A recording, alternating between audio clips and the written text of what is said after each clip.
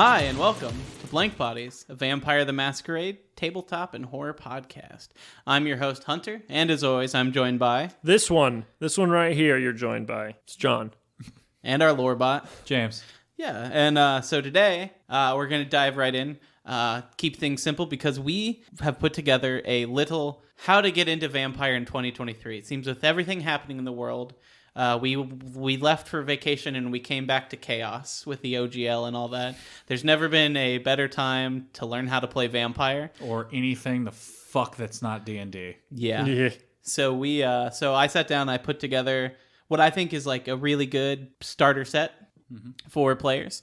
And we also reached out to our community and we've got some feedback on what helped them get into the game and what they think would help new players too. So hopefully we can give you guys some idea of like if you're interested or you have friends who are interested, but you're not sure how to bring them into the like community, just some like simple steps for that. It can be intimidating jumping into a new game, especially if it's like if you're used to D&D, this is a very foreign system. So yeah, and so my goal was to do this cheaply and easily. So there's a lot of books for this game, and I'm not going to mention most of them. There is also some suggestions for non-official stuff. So let's get started. No content warning. We're just vibing.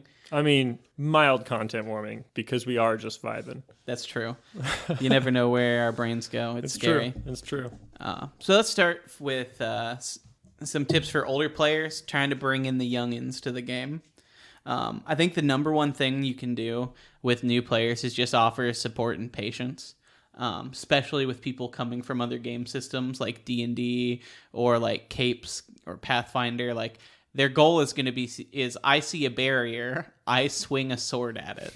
Like that's what a lot of new players are going to be conditioned for. And Vampire's not that kind of game, but you also don't want to punish new players because it can be that kind of game. If that's what you're vibing and that's what you want to do, there's nothing wrong with that. And I think for someone's first Chronicle, just like having the ability to have a little bit of a power fantasy and like have some dark undertones and, you know, get to play with the fucking cool powers these vampires have. There's not a problem with that. And I mean, honestly, my suggestion for if you just want to be like, I'm an all-powerful vampire, nothing can stop me, just fucking do a Dark Ages game. Set it in the Dark Ages. Yeah. That's when you're just like, oh, First Crusade? I can run from you. Fuck off.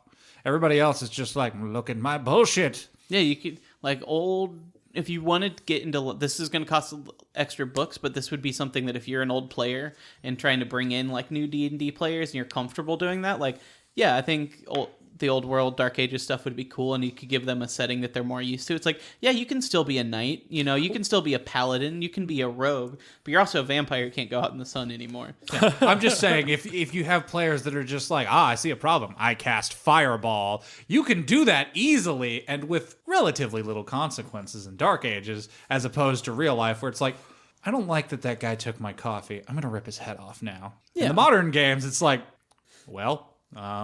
that's going on the internet. I think another big thing is bringing in new players is just to be ready to tone down some of the heavier themes at first. Vampire can get very, very dark. We've listened to some of the like real world content episodes we've done. Like it explores some very real, dark, and heavy themes. And unless you really know your players, I think putting some of that on the back burner would be a good idea. I mean, maybe have some more like black and white, good and evil characters. Like, yeah, you guys are vampires, but like that guy's a fucker. Like, you know, like have a real villain. Have you know, let the players be a little bit of the good guy at first, just to like learn the system and learn the world. And like, if you want to get darker as you go, like slowly they learn that maybe they're not as the good guys that they thought they were. They're becoming much more monstrous as the game goes. But I think front ending like that. Like super heavy edginess will just scare people away. You definitely can, yeah. Do you guys have any other ideas for like older players who might be interested in bringing some new friends into things? Being flexible, like you said, patient understanding with people who are like, I play D&D, I slay the thing. Yes, but also being like kind of flexible with your lore. If they've been playing D&D and that's all they've been playing, they don't know any of the 30 years of lore. And so when you say like, well, you know, Zamitzi wouldn't do that. They're like, I just learned what that is. Sorry. And it can be very discouraging. Instead, be like, if you're going to try to correct someone like that, then maybe try to guide them as much as correct. Yeah. Does that make sense? Yeah. Question mark? I would also state, going off John's point, which would be interesting in a way to just be like, you can give them a power fantasy and take away some of the darker shit. Just, you got to throw some of the lore out. It's fine. You can just use the system to play other things. This game works perfectly fine as what we do in the shadows. Just take all the established power system. Just agree like everybody's going to be a little goofy. Try and not be murdery, but as long as you're not murdery, we won't have the cam and like the Second Inquisition. You're just gonna be goofy, dumb vampires trying to drink the drug blood to become wizards. That'd be honestly kind of fun to just have like. I mean, I'd be down to run like or play a one shot kind of thing where it is just like, let's play Vampire the Masquerade, but comedy. Mm-hmm. Yeah. It could get really silly. It could. Yeah, and the best place for the fish milk. Yeah, and I think like that's a good way to like introduce players to the lore is like maybe pick one or two big characters that you think are really cool that your new players might be interested and be like, oh, Prince Jackson walks in the room, and like give them a little background on him, and they interact with him, and like as they play they can learn more about these characters and be like, oh, there's a whole book about that guy. Oh, I should go check that out. Like Beckett, that guy seemed really cool. Holy shit, there's like a 3,000 page novel about that guy. Plus there's a smut rag about him. Yeah. Like I think just slowly showing the world them and letting them explore it and find out what it is they like in it is good. That finding out what it is they like in it, I think, is the emphasis on that personally. Yeah. Like, because you might think that the Hakata are like the coolest thing on the fucking planet, and you might be super stoked about it. But if your players are kind of like, I mean, yeah, they're kind of cool, but like, I don't really like the whole zombie thing. I think it's overdone. Okay, that's cool. You can still have them in your game, but find out what it is that they like if you're trying to get them into a new system. Yeah.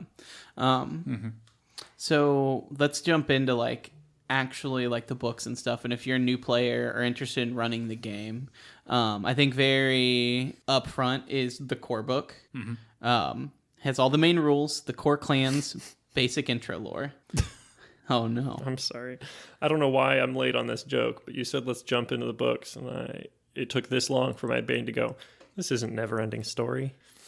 This isn't somebody descending into fucking fantasy and rejecting reality. You can make that happen in your game. Actually, pretty easily. Yeah. Put a Ravnos and a Malkavian in the same room. Done. Yeah. Reality doesn't exist. Yeah, but the core book, it's got everything you're going to need. And I do warn you, though, it's not always the easiest reading order. Be ready to jump around, take things at your own pace. There is, I'll talk about it a little more, but like there's a wiki where you can look up a lot of these rules. Like with any other game, like just get to where you feel comfortable and wing it. And as long as your players don't know you're winging it, those are the rules. I think I've said it before. If you've ever been to a concert, or if you've ever seen a play, or if you've ever seen people perform anything live, how many times did you watch it and go, oh, they fucked up that? Almost never, unless you're very familiar with whatever it is they're performing. It's the same thing. As a storyteller, if your players don't know that Toreador aren't the punchy ones, look at that Toreador who's punching the shit out of something. There are a couple free supplements too. Once you get comfortable with that, there is the Monsters Quick Start, which you might even be interested in trying before the core book. Yeah. We played it when we first were getting into V5. It's a lot of fun. I think it's a really good intro to the setting. It's got pre-made characters with it, pre-made adventure, and it kind of sets you up with some hooks to keep your game running. I think it's a great intro. It's free.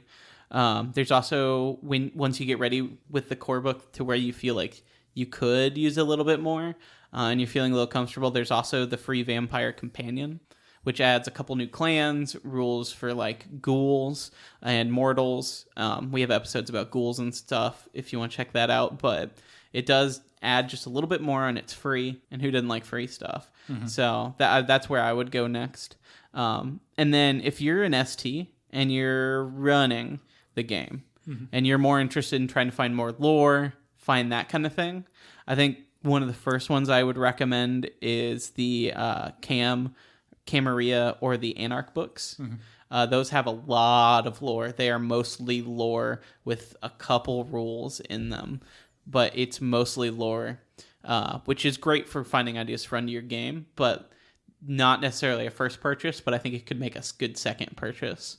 And also, if you're an ST, there's also a Chicago by Night book, which gives you a full city to run. I wanted to hop back real quick, if that's cool. Yeah, sure. To the Cam and the Anarch ones. Yeah. And, Hunter said it'd be a good second purchase, maybe. And what I would say is, like, the core book has notes about the Cam and the Anarchs. I think they even talk about the Sabbat in there. So you can get a feel for those factions before you buy the game.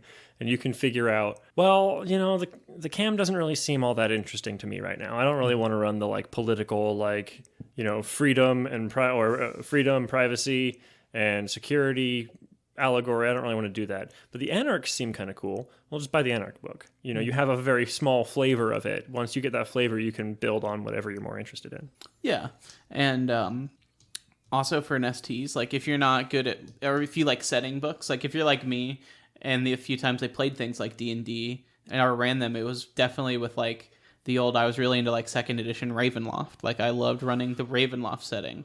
I had a lot of fun with like Spelljammer. Like, I never really played or at least I played, but I never really enjoyed running just like standard fantasy D&D.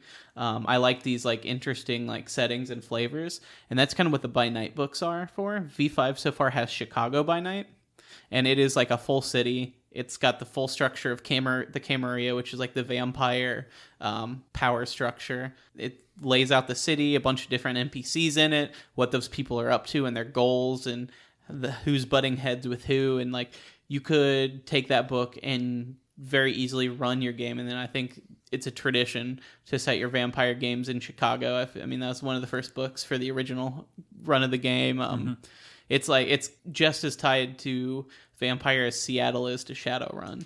So yeah. I think that would be a good core place if you're not ready to try and build your own city, which can be a lot. We haven't even gotten to cover that on an episode yet. I would like to, but it's a lot of work. It's a lot of work building your own city. So if that seems intimidating, I think that's a great place to start. Yeah, if you're an ST and you're looking for a couple other books, there's also the Second Inquisition and the Sabbat, which are kind of antagonist, like, I hate to say like monster manuals, but like kind of monster manuals, but they are essentially like the guys who are bad to all vampires. They're the government and the church and the everyday guys taking up arms against the darkness fighters would be the Second Inquisition.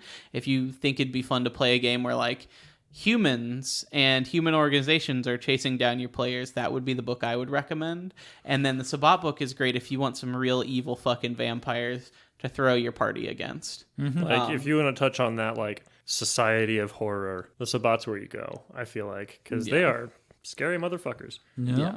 And if you're not comfortable starting and writing your own adventures and stuff, there are a couple free ones. There's 2 New Year's ones now. I haven't checked out the new one. The first one, though, is called Auld Sanguine. AULD, like Old Lang Syne. And it's really good. I haven't played it, but I've read through it, and I really like it. There's a couple paid ones as well, but I would definitely start with the Monsters and the New Year's ones. They're free. You can get a taste for them, and if you want to keep doing that. There's also a bunch. I'm only offhandedly mentioning this because we haven't really dived into it, but there's the Storyteller Vault. Yeah. And there's like, hey, it's kind of like the Dungeon Masters Guild for D&D, but like there's a bunch of people posting books on there. There's adventures, there's things converted from older editions. Like, if you're the kind of person who just hoards books and reads and reads and reads, like it's the Dungeon Masters Guild for Vampire. And there's like stuff that like official writers from the older editions and the current editions have worked on that like, oh, we don't have space for that in the official book. All right, I'm going to publish it on this other book. Like, yeah, I think, and again, fuck the OGL bullshit. This is again why it's hilarious, because World of Darkness is perfectly fine with third-party content. I think there's like 2 books out for the Sabbat that are done by the guy that wrote the current Sabbat that they just didn't put in. And it's like, oh, did you want to play these things? Well, we didn't want you to play them because they're bad guys, but here's powers that you missed from old times. And I've been pointing it out to John that John needs to look into it, that there's a lot of Zamitzi stuff. I do need to get into it. That black, it's the stuff you were just like, where's all my protean I want to powers? slap someone's face and their face be melded together I don't think there's that bad. I think the first level Protean one lets you, if you fucking drink down a motherfucker and take their life force, they're like, oh yeah, you just turn into them until the next time you feed. Oh, interesting. Like just automatically immediately after you're done. No, like I got to take a second to just, make yourself look at that. It's like, no, did you kill them? Just That's kind of cool. I dig that. Yeah. But some of the other things, I believe Fall of London's a module, right? Yeah, so Fall of London is... It's a paid one for sure. It's a full-size book. It's the same size as like the core book or some of the others. I don't know exact page count, but like it's a full hardbound book that is one big adventure set in London during some very spicy things going on in the lore. I don't know if I would recommend it to a first-time runner, but if you get through like the quick start and some of these other things and you're ready for something a little beefier, that would be a good one, I think. And was it Let the Streets Run Red? Was that another module, or was that I think it was the Blood Gods? Cult of the Blood Gods is all information for vampire cults. Yes. So if even more villains, if you're into like Call of Cthulhu weird cults and stuff. That also has another clan. Yeah, there's a lot. Yeah. Because there's a clan in the Chicago book, there's a clan in the Cult of the Blood Gods book.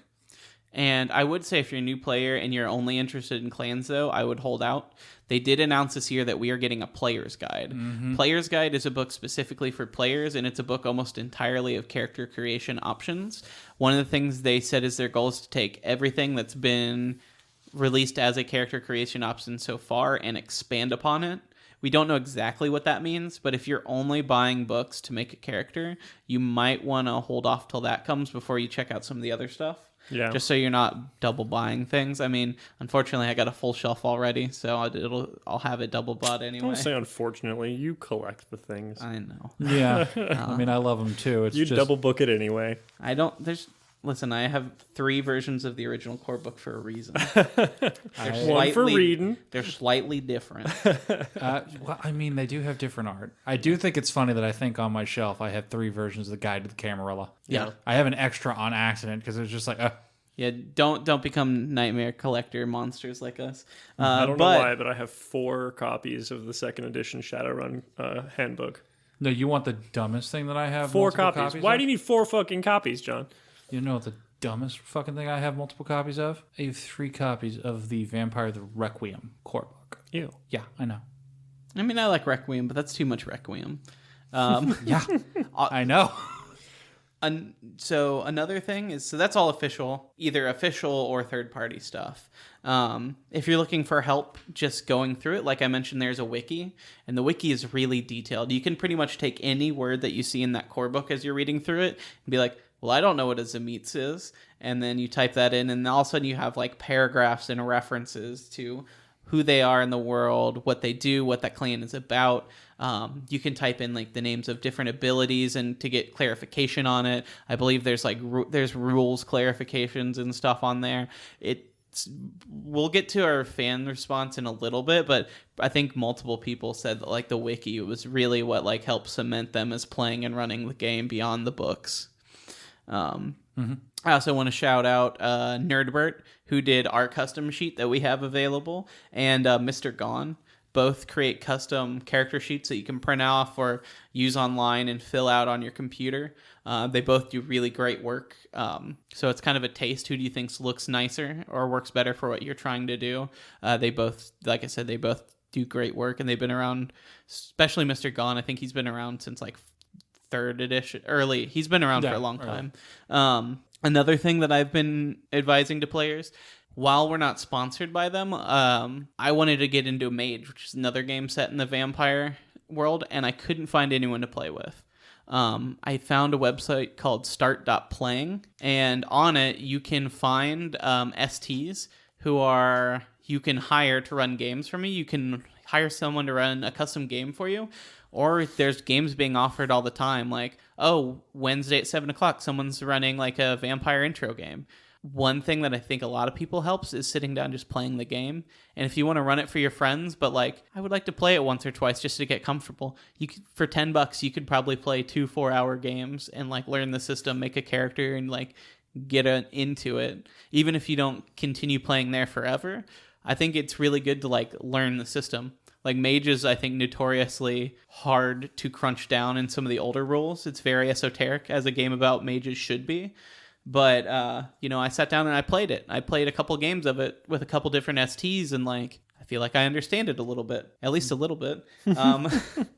You can never understand it fully. Mm-hmm. But yeah, that's some place. I mean, you can also, there's game finders on Reddit. I think people do game finding chats on Twitter and all over the place. So I mean, hell, I don't mean to toot our horn here, but join our Discord. Yeah, we have people on there talking about lore all the time, and I will speak for all of us. We are all very proud of our community and how supportive everyone is, and how excited we are to share our hobby. Mm-hmm. So if you're new to this, you're intimidated by it, hang out. We'll get you up to speed. Yeah, no, it's not hard. Yeah. There's even people run games. People run one-shots. People have been running games that have been going on for a year now. There's other systems other than Vampire. Everyone's super friendly. So come chill with us. So do you guys have any other third-party help or anything you'd suggest? Just for a basic, I'm getting into this. And I mean, you can always watch New York and LA by Night. That'll definitely give you that's not how your game's going to go, guys. They definitely talk this over, and they have a slight overview before. And they're professional actors. Yeah, they know. Mm-hmm. They know a fair bit. There is some improv in there, but this will give you a little bit of this is kind of what it's like, kind of. You'll learn lore. Mm-hmm. Some of the lead developers of this are working on that show. Mm-hmm. So they pull the real life lore in and make it a little bit more digestible. At least for me it is, because I have to read a paragraph 5 times for it to actually stick into my brain. So watching someone play through it can be really helpful as well, like you were saying, James. That's the Cult of Ecstasy showing from you. Yeah.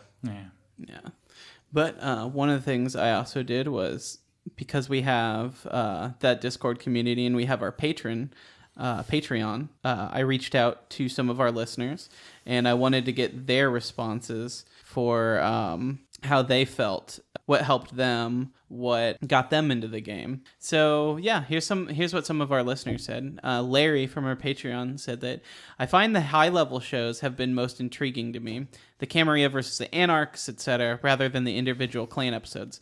Now those are invaluable for getting the nuances of the different clans, but for beginners, I think those are better after you've gotten your first gulp of Kool-Aid. So they're specifically talking about episodes of our show.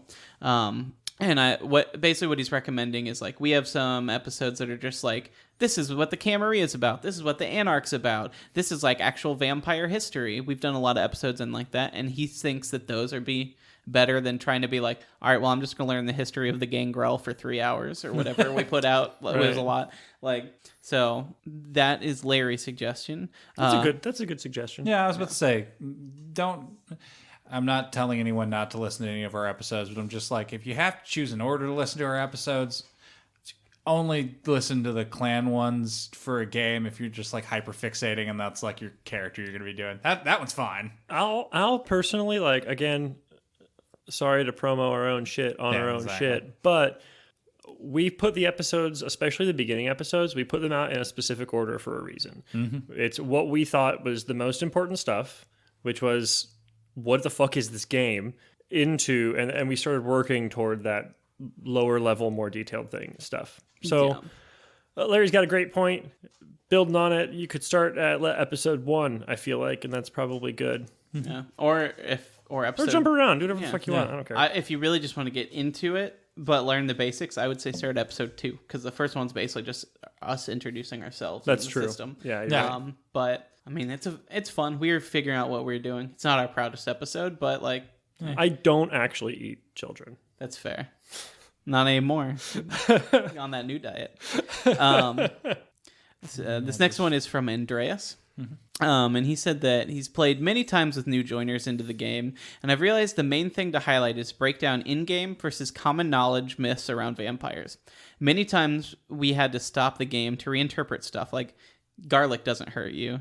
The cross doesn't necessarily affect you unless you've put points into it. You do cast shadows. Stuff like that a lot of players assume, oh, I'm a vampire, I can or can't do this. That is true. There are a lot of differences between vampire myth and what happens in this game. He also said that he omits the sex from the start, limiting it to simply to vamps who want to control each other, fight for survival, or simply enjoy bedlam. Sticking primarily with the 7 core clans, and even if he doesn't like it, sometimes presenting them with D&D classes, which players might be more familiar with. So like Bruja can be kind of like a warrior, Gangrel are more druidish, Tremere are like blood wizards. Shitty blood wizards, go on. And you're not bothering too much with Kane's myth or generation, and just not letting new players play Malkavians. Fair. We did a whole couple episodes on the Malkavians if you're curious, but essentially their clan bane is mental illness and like fracturing of their self and their mind, and that's a lot for a new player who has no idea what the world's like, trying to play a broken person in that world. That alone is a reason to not let that. Regarding the books, I only show the core one with clans, and then like the basic things they can do, like mending wounds, blood surge, blush of life, that kind of thing. And this is a really good recommendation too. If players are gamers, I would recommend to play the 2004 Bloodlines game. Oh, fuck yeah. It's like a perfect introduction to the setting. So that game can be a little difficult to get running. It is from 2004. What supplies it with the patch written in? GOG. If you buy it on GOG, it has the patch pre-written in, and it's defaulted to play as close as to the core experience was supposed to be with fixes, so you don't have to worry about running patches or anything. It should run on the newest version of Windows. Steam does not have the patch included, last I knew. Steam doesn't have the patch included, but if you buy it on Steam, the first comment literally under it is a link to the fucking patch. Okay. Nice. Yeah, they'll link you to the forum with the patch and also the potential third-party DLCs if you want, where they're just like, do you want to play other clans? Do you want to play Sabat? Here you go.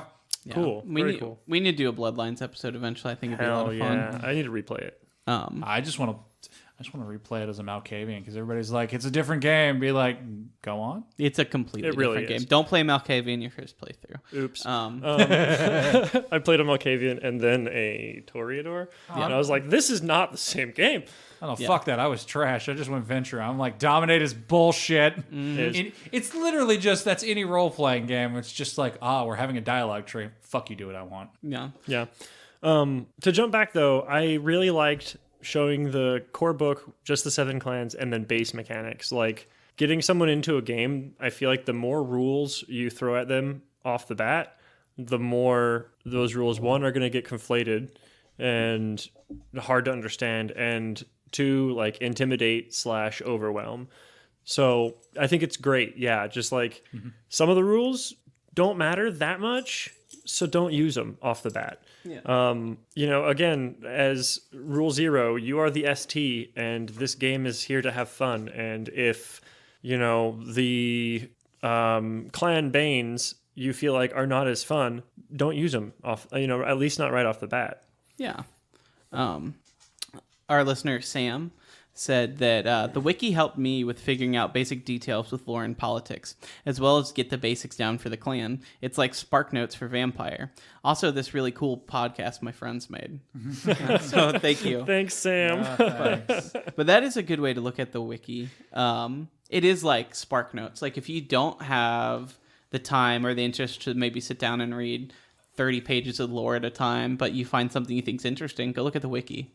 It's like 2 pages equivalent of text, and it'll cover a lot in broad strokes. And then if you're like, I want to know more, then you can go back and learn the book and get like the finer detail. Right. I think that's a really good one.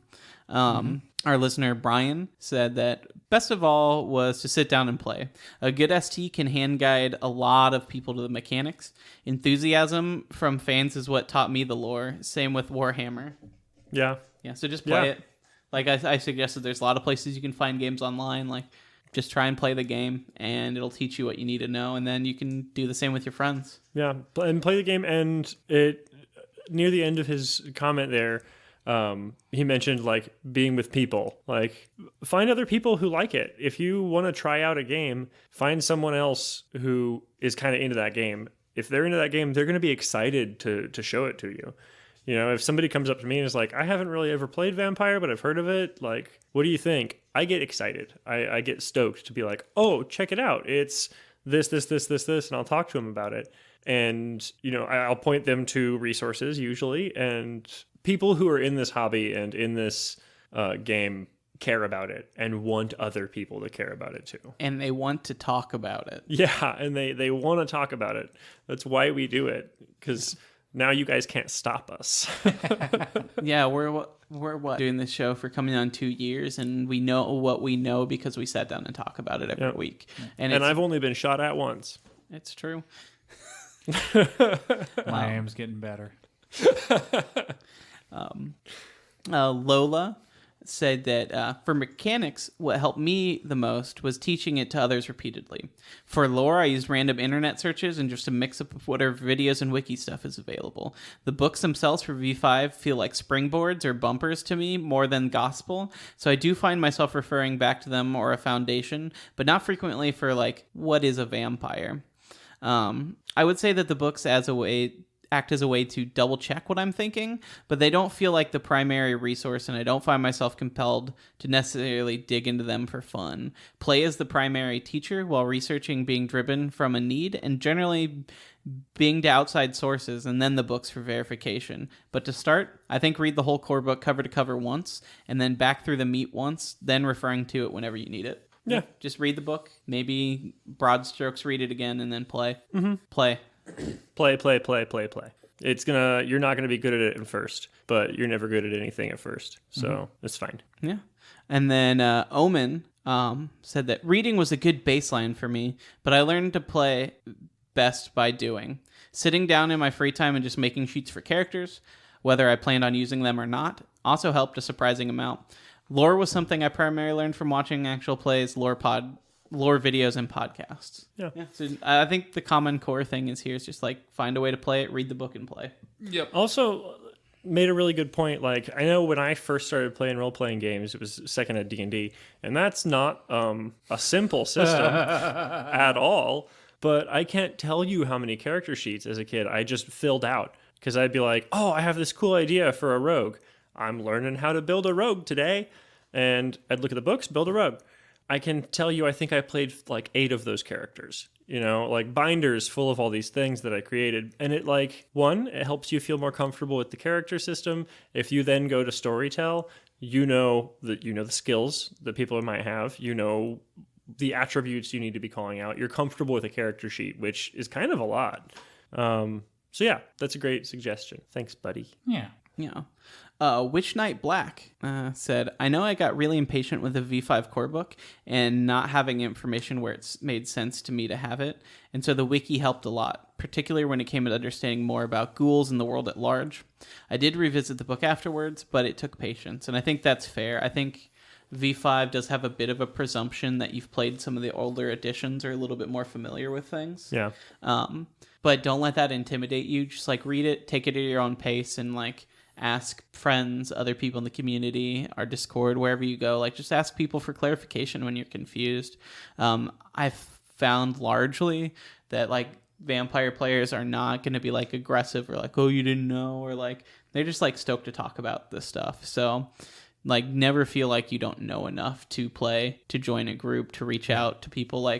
You could know nothing and be I like Bram Stoker's Dracula. Oh, cool. Come play with us. Right. Yeah. I mean, in games we have currently, one of the players that we play with right now didn't know much of anything over the system. And you know what he did? Created just a really young vampire. And then now he's learning more and more and more about it and growing as a player. It's cool. Oh. And we got 2 more, and it looks like this last one kind of agrees with that. It's just...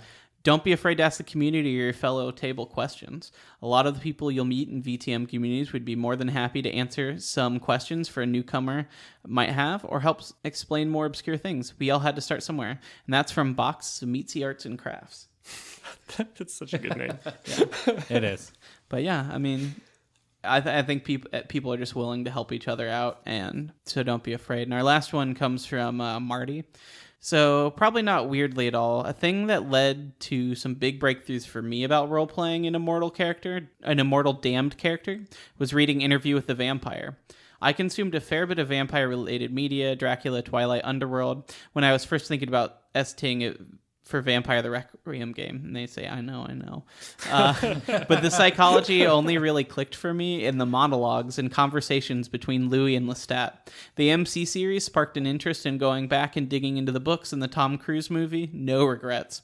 Lore-wise, or at least World of Darkness specifically, something I found a super low barrier for entry was Vampire the Masquerade Coteries of New York. It's a visual novel game.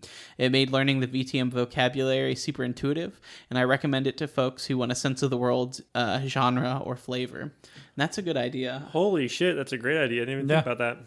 Yeah, I always forget those visual... I'm not a visual novel guy, so I've played one or two of them, but I always forget to recommend those to people if you're down with like something a little more like chill and reading a book and like interacting with it, and like that's a really good way to basically interact with a Vampire the Masquerade book, which I think's rad. Yeah, it's super cool.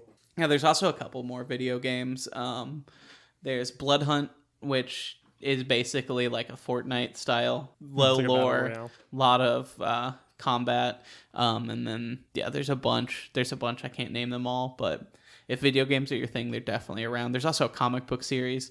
I think comic books are easier to read than books too. It's like, oh, I read a comic book. It was the equivalent of 2 paragraphs of text over an entire book. Yeah, and it told an entire story. Yeah. So that is also something I recommend. Other than that, though, I think that's a pretty good intro for new players, unless you guys have anything else you would like to throw. I think we've said pretty much everything. People who like this hobby want to share it.